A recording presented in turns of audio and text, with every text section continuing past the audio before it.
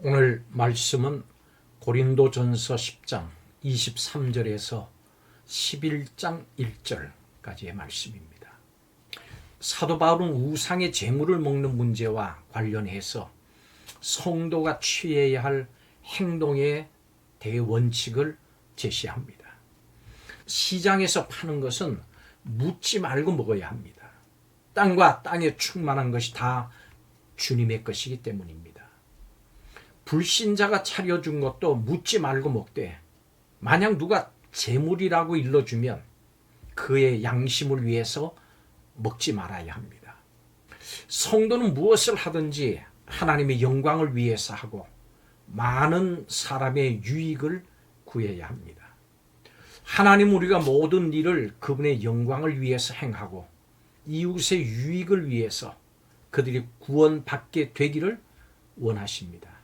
성도는 자신의 행위가 다른 사람에게 유익한 일인지 또 교회를 세우는 일인지 먼저 생각해야 합니다. 세상 모든 사람들은 자신을 위해서 살아갑니다. 사실 일반적으로 봉사도 그렇습니다.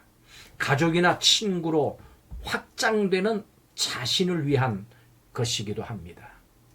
이 자신을 위한 삶에서 다른 사람을 위한 삶으로의 방향 전환은 오직 예수님 안에서만 가능합니다. 교회는 세상 속에 있으면서도 세상과 완전히 다른 공동체입니다. 모두 자기 유익을 위해서 사는 세상에서 교회만이 자기가 아닌 남의 유익을 위해서 존재하기 때문입니다. 남의 유익을 구하는 것은 구원을 받아서 본질적으로 변화된 성도에게 나타나는 특징입니다. 오늘 본문에 나타난 성도와 교회가 구해야 할 것 세 가지를 살펴보겠습니다. 첫째로, 남의 유익을 구해야 합니다. 하나님이 자유를 주셨기 때문에 죄가 아닌 모든 것이 우리에게 허락되어 있습니다. 우리는 스스로 판단하고 선택해서 행할 수가 있습니다. 그렇지만 가능한 모든 일이 다 유익한 것은 아니기 때문에 판단해야 합니다. 자기 유익을 구하지 않고 남의 유익을 구해야 합니다. 모든 것이 가능할지라도 성도와 교회는 자기 유익을 구하지 않고 다른 사람의 유익을 구하도록 그렇게 부름받은 공동체입니다. 성도가 하나님을 사랑하고 섬기기 위해서, 하나님의 영광을 위해서 모든 일에 모든 사람의 유익을 구해야 합니다. 자기 자신의 유익을 구하면서 자기를 위해서 살아가는 것은 보편적인 타락한 모습입니다. 이것은 죄가 만들어낸 자기 중심성이고 모든 것을 자기를 위한 수단으로 삼는 그런 모습입니다. 그렇지만 십자가를 믿는 우리는 죄의 지배에서 벗어났기 때문에 정반대의 길, 남을 위해서 살아가는 것을 택할 수 있습니다. 이것이 유익한 길입니다. 이것은 우리에게 허락된 것이고 주님이 그렇게 행하셨기 때문에 반드시 우리가 따라야 할 모습인 것입니다. 두 번째로, 남의 양심까지 위해야 합니다. 세상도 어느 정도는 다른 사람을 위하고 돌봅니다만은 성도와 교회는 그것과 차원이 다릅니다. 성도와 교회가 남의 유익을 구하는 것은 그 양심까지도 돌보는 방식으로 이루어집니다.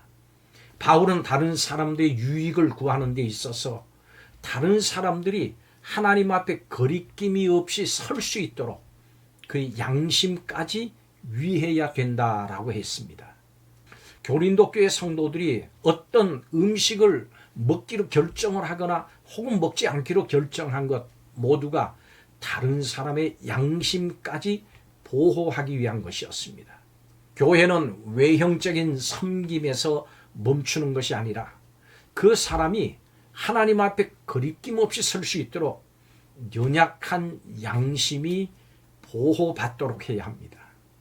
다른 사람의 양심을 위해서 자신의 자유를 절제해야 되는 것에는 술, 담배, 돈 등이 있습니다. 이 술, 담배, 돈 이런 것들은 그 자체로 죄가 되지는 않지만 대부분의 성도들은 피해야 할 것으로 여기고 있습니다. 그렇기 때문에 이 부분에서 절제하려고 하는 것은 다른 사람의 양심을 위한 결정입니다. 죄 아닌 모든 것이 허용이 됐지만은 연약한 양심을 위해서 기꺼이 자유를 절제하는 것, 이것이 참으로 성도요 교회다운 모습입니다. 마지막 세 번째로 하나님의 영광을 위해야 합니다. 교회는 눈에 보이지 않는 하나님을 섬깁니다마는 그 방법은 모호하거나 신비적이지는 않습니다. 그 방식은 남의 유익을 위해서 사는 것으로 표현되기 때문에 그렇습니다. 무엇이든지 하나님의 영광을 위해서 해야 할 책임은 모든 사람을 기쁘게 하고 많은 사람의 유익을 구하는 그것으로 표현됩니다. 높고 보이지 않는 하나님의 영광은 반드시 다른 사람을 섬기고 돌보는 그것으로만 구체화될 수 있습니다. 만약 이 구체적인 모습이 없다면 아무리 화려한 용어를 사용을 하고 그럴듯한 분위기를 연출한다고 할지라도 참으로 하나님의 영광을 위한 것은 아닙니다. 하나님을 섬긴다는 인식이 하나님이 우리 곁에 두신 이웃을 돌봄으로써 구체화될 때 우리는 참으로 하나님의 영광을 드러내는 성도와 교회가 되는 것입니다. 성도가 남의 유익을 위하는 것은 유익하고 또 덕을 세우는 일입니다. 성도는 남의 양심을 위해서 자신의 자유를 절제할 수 있어야 합니다. 성도는 남의 유익을 구함으로써 삶에서 하나님의 영광을 추구합니다. 교회와 성도는 자기만을 위해서 살아가는 이 세상에서 남의 유익을 위하는 모습이 더욱 분명하게 드러나야 합니다. 참된 성도와 교회의 모습을 드러내면서 하나님의 영광을 위해서 살아갈 수 있는 성도와 교회가 될 수 있기를 주님의 이름으로 축원합니다. 기도하겠습니다. 허락된 자유를 과용해서 다른 사람의 양심에 판단하는 마음이 들게 했던 그 모든 일들을 용서해 주시옵소서. 진리의 말씀을 실천하되 연약한 이들을 고려하는 신중함도 잊지 않게 하여 주옵소서.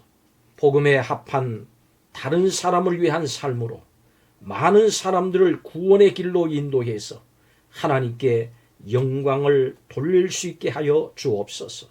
주님, 이렇게 쓰임받기를 원합니다. 이렇게 쓰임받기를 간절히 원하는 자들에게 주님 복을 내려 주옵소서. 예수님의 이름으로 축복하고 기도하옵나이다. 아멘.